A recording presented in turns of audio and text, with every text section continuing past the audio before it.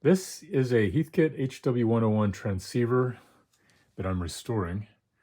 I've just given it a sink scrub. I removed the VFO to do some grounding and service updates. And I come to the front panel and it looks bad. I tried cleaning this, but it's got some kind of like rusty residue that will not come up with Windex or one of those gunk removers. The danger of those gunk removers is that they will start to remove the silk screening as well. This really, to me, is not acceptable for a restoration rig. If I'm going to go to all the trouble to clean the inside of this rig, I want the outside to look nice. So I am going to put a front panel overlay on this rig, and I'm going to take you through the steps. This is what it looks like. It's sold by Kevin Mahoney. He's on eBay, Mahoney's Radio. And I think this is a good workaround to this really ugly front panel. So let's get going. I'm going to need to remove the escutcheon, which is this. It has 4 tabs with these one-way clips. It's really hard to get these clips out without breaking the tabs, so I'm probably going to just end up breaking the tabs. And oh wow, it looks like one of those tabs is already broken off. So yep, that's what I'm going to do. All right, I snapped off those 4 posts. And there we go. Boy, oh boy, look at that. Man, is that, I want to smell that and see if that's just nicotine. Wow. Next is the removal of the hardware. That part's easy. The difficult part is going to be removing that mic socket. Well, I say difficult. It's a little difficult because that mic socket goes all the way through the chassis and you have to remove the wires. That's the back of that mic socket. And really the only way to loosen that nut is with something like this, with wire strippers. That sucker will get right in there and loosen that right up. Got that nut loosened. So now I need to desolder these wires. By the way, most of you will have a VFO installed here. And this is my VFO with brand new dial. If you haven't removed your VFO, you're just going to have to remove these 2 screws and then the set screws on the shaft and pull that vernier drive out. I will say this, having this VFO out of here is going to make it a whole lot easier to get these screws back in when it comes time to reattach these switches. So I don't know, I kind of recommend VFO removal. You know, it gives you a chance to go in and attach a ground strap. I've got this on some of my restoration videos. You also want to make sure this capacitor is glued to the body of the VFO shell. So yeah, I mean, it's a little bit extra work. Well, it's a lot of extra work actually, but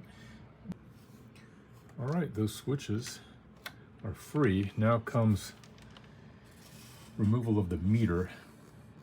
These 2 nuts are easy to get to with nut drivers. These 2 on the bottom are very difficult. For some reason, these 2 on the bottom seem to be a little closer to the body of the meter. You see how you're able to get this thing right on top of that screw to get the nut out, but on the bottom one, it doesn't quite fit, and I don't know why.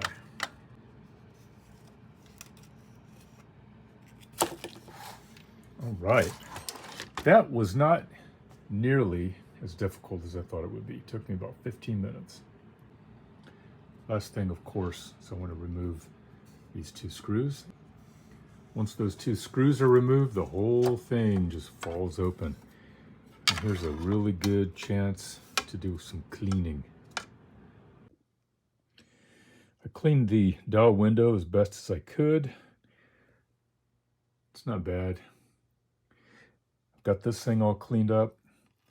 I'm gonna put that in place. Nice clean dial window installed temporarily with tape. And now I just need to get this thing positioned and get that overlay on top of it.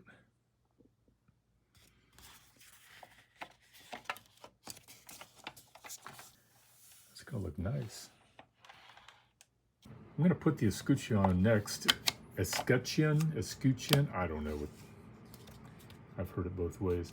I'm gonna get it on there and then just hold it there with a clothespin and then flip it over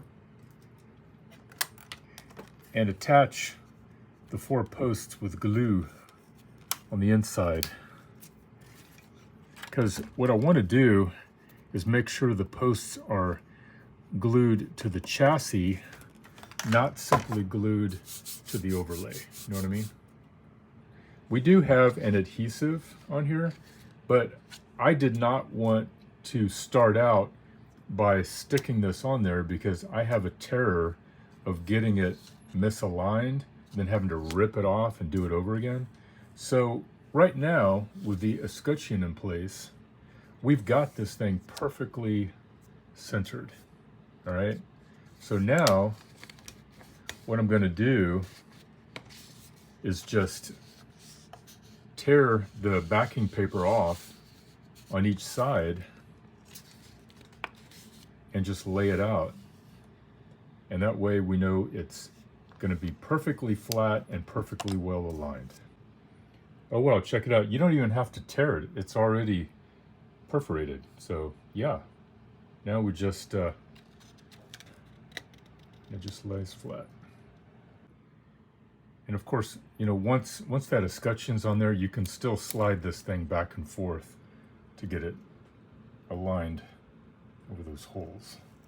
And that's what I'm gonna do. Oh yeah, sweet. Next, attaching these switches. Do this before you install the meter, because once this meter's in there, you're gonna have greatly reduced access to those nuts. Believe me, I've done it the other way, and it's very difficult to tighten those nuts when you've got that meter in the way. So you're going to have an issue with this. I have sometimes removed that transformer just to get better access to the nuts. You can do it. It's just a little more tedious. And also, once again, I'll say it a 3rd or 4th time, you're going to be way better off without that VFO in the way. The mic socket is a little challenging. Always do it with the phone jack disconnected. We're going to try to get the lock washer and nut in there and get this thing to tighten. So I've got lock washer and nut on there. I'm going to hand tighten it from this side. If you're doing this per the manual, these 2 holes should be turned 180 degrees. So now that I've got this thing, I've got the nut on there finger tight, I'm going to take some pliers and turn this while holding the nut and see if I can get it nice and tight with the 2 holes facing down. Okay, I'm holding the nut in place, and I'm going to very carefully, I don't want to screw up these threads, I'm just going to turn it from this side until it's really tight. There we go. So pin 2 is going to be facing the outside of the cabinet. The 2 wires go into pin 2, always remember that, and the resistor into pin 1. And there it is.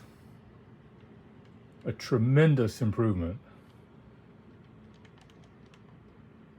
Obviously, you lose that original texture.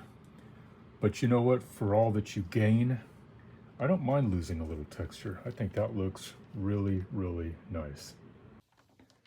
And there it is, all complete. Good luck with your face transplant. And 73.